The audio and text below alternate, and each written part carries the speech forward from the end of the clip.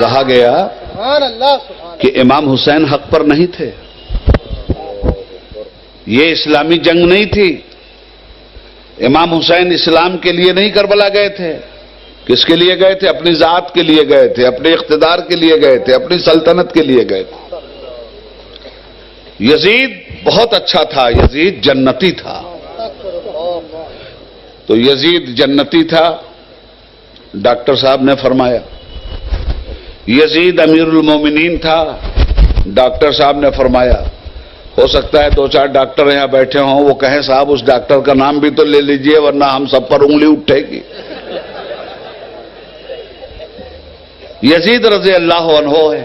Doctor صاحب نے فرمایا یزید رحمت اللہ علیہ ہے. ڈاکٹر صاحب نے فرمایا ڈاکٹر صاحب کا نام کیا ہے؟ ڈاکٹر ذاکر نائک.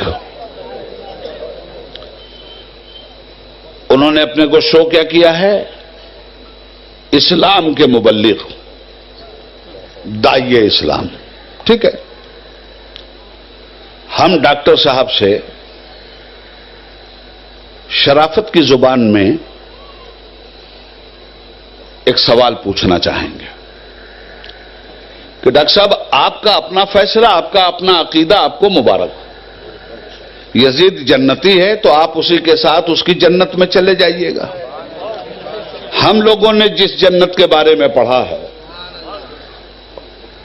اس جنت کا تعارف قرآن نے کروایا.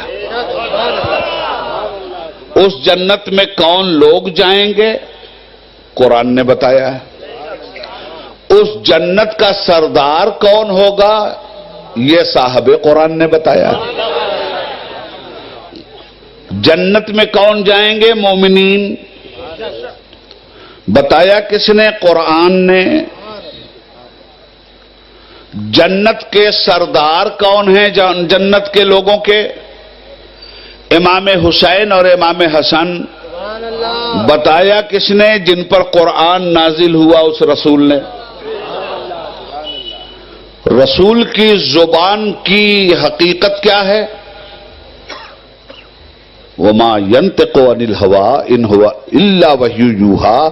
میرا حبیب اپنی خواہش سے کچھ نہیں بولتا، یہ وہی بولتا ہے جو وحی خدا ہوتی ہے.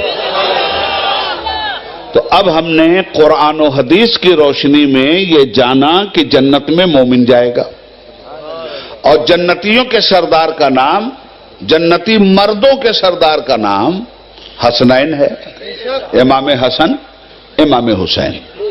جنتی عورتوں کے سردار کا نام شہزادی رسول ہے سیدہ فاطمہ صلوات اللہ علیہا. بات کلیئر ہو گئی؟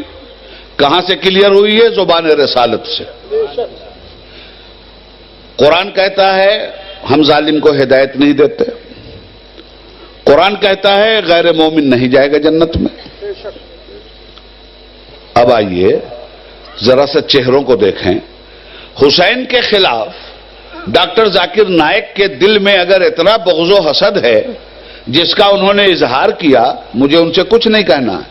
مجھے تو صرف یہ کہنا ہے کہ آپ کو بغض و حسد اس سے ہے جس سے محبت مصطفیٰ کو ہے،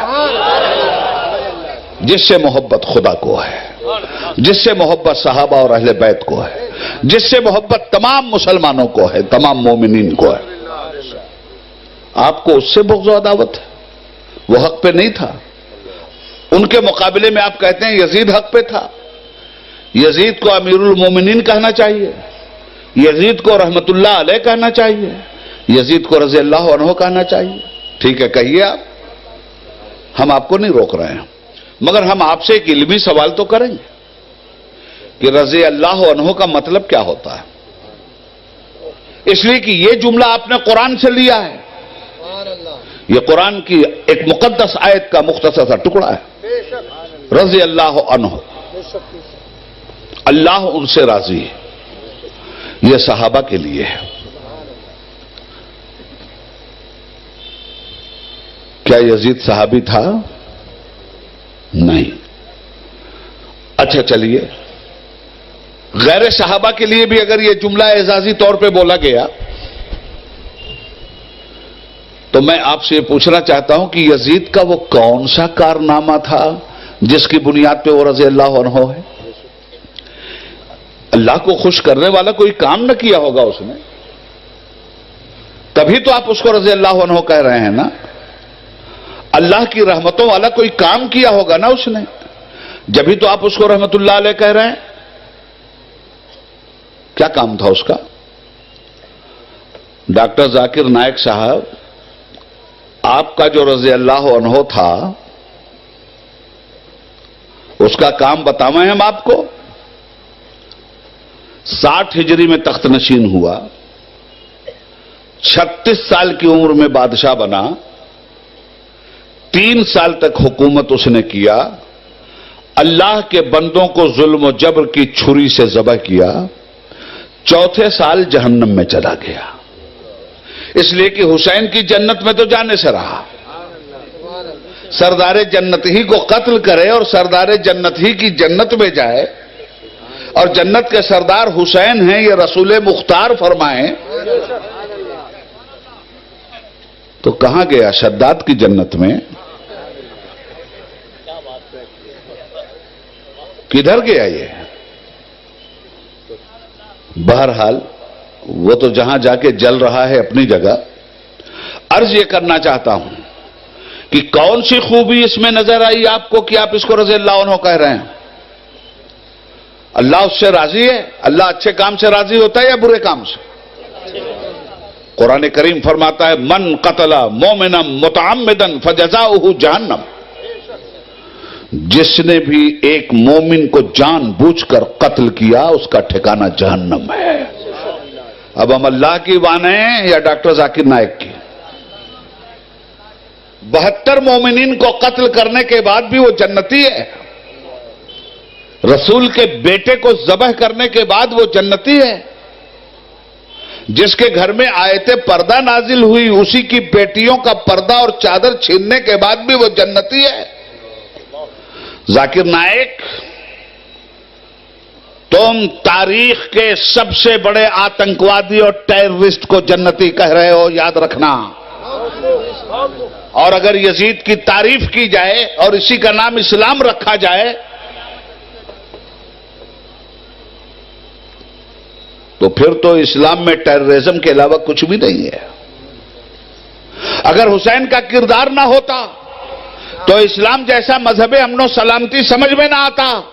آج کی دنیا کو جو بھی اسلام جیسا مذہب امن و سلامتی ہم سمجھا رہے ہیں وہ حسینی کیریکٹر کے واسطے سے سمجھا رہے ہیں. اس لیے کہ حسین نے اپنے نانا کے کیریکٹر کا اظہار کیا تھا, صحابہ کے کیریکٹر کا اظہار کیا تھا, اہل بیت کرام کے کیریکٹر کا اظہار کیا تھا, اسلامی کیریکٹر کا اظہار کیا تھا.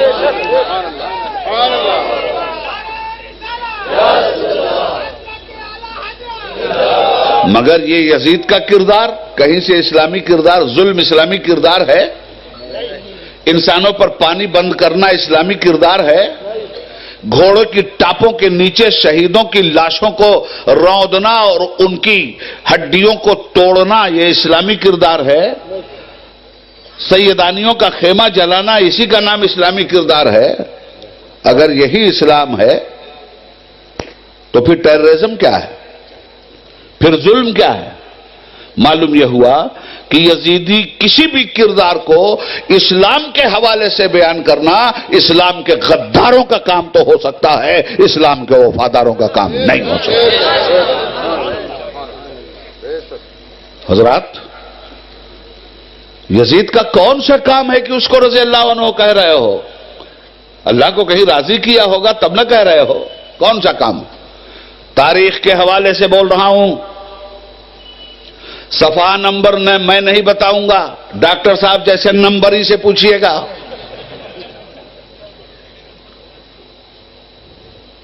تین سال یزید کے اور 3 کارنامے یزید کے ذہن میں رکھ لیجئے گا. شاید کسی نے نہ سنایا ہو آپ کو, اور سنایا بھی ہو تو اس طرح نہ سنایا ہو. یزید کی حکومت کے 3 سال, 3 سال میں الگ الگ ایک ایک کارنامے. پہلے سال کا کارنامہ اہل بیت مصطفیٰ کا قتل. کربلا میں انسانیت کی تاریخ کے شامیانے میں آگ لگا دیا گیا. یہ یزید کی حکومت کے پہلے سال کا کارنامہ.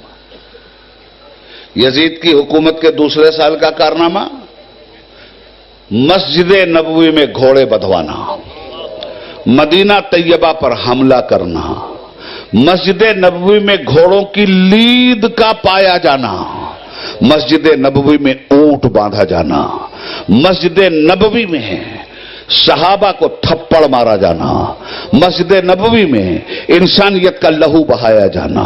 اور صرف اتنا ہی نہیں کیا تھا یزیدی فوجیوں نے، مستند تاریخ کا حوالہ دے رہا ہوں، ہے کسی کے اندر ہمت تو جھٹلا دے مجھے. یزیدی فوجیوں نے مدینہ طیبہ کی مقدس عورتوں کی اس طرح آبروریزی کی تھی کہ سنی مورخین یہ لکھتے ہیں کہ 1000 عورتوں کو ناجائز حمل ٹھہرا تھا. یہ یزید کی حکومت کا دوسرا سال ہے. پہلے سال میں اہل بیت مصطفیٰ کا قتل، دوسرے سال میں مصطفیٰ کے قوانین حلت و حرمت کا قتل، عورتوں کی آبروریزی، مدینہ شریف کی بے حرمتی، در رسول کی بے حرمتی، مصطفیٰ کی بارگاہ کی گستاخی. یہ ہے ڈاکٹر یزید کا، ڈاکٹر ذاکر نائک کا یزید. یہ ہے ان کا رضی اللہ عنہ، یہ ہے ان کا رحمت اللہ علیہ. تیسرے سال کا کارنامہ یزید کا مدینہ منورہ مکہ معظمہ پر حملہ، خانہ کعبہ پر حملہ، منجنیق کے ذریعے پتھروں کی گولہ باری، حرم شریف کی دیواریں شہید ہوئیں. اور اس کے بعد اتنے ہی پہ بس نہیں کیا یزیدی فوجوں نے، بلکہ آگ لگا دی خانہ کعبہ میں. غلاف کعبہ جل کر راکھ ہو گیا. حرم شریف کی چھت کی وہ لکڑیاں جو چھت کو سہارا دیے ہوئے تھی جل کر خاک ہوئیں، ٹوٹ کر راکھ ہوئیں. اور چوتھے سال واصل جہنم ہو گیا. یہ ہے ڈاکٹر ذاکر نائک کا محبوب رہنما یزید. اب ڈاکٹر صاحب کہہ رہے ہیں امیر المومنین ہے وہ، تو ٹھیک ہے، حضور کے کلمے سے الگ کوئی کلمہ ایجاد کر لیجئے اور اس کا امیر المومنین بنانے کی کیا ضرورت ہے؟ یزید کو خدا بنا دیجئے، آپ خود پیغمبر بن جائیے اس کے مذہب کے. روکتا کون ہے آپ کو؟ مگر اسلام کے دامن کا سہارا لے کر اسلام کی مقدس ہستیوں پر اگر آپ نے زبان کھولنے کی کوشش کی تو یاد رکھیے گا قافیہ تنگ کر دیں گے ہم آپ. تو یاد رکھیے گا قافیہ تنگ کر دیں گے ہم آپ. تو یاد رکھیے گا قافیہ تنگ کر دیں گے ہم آپ.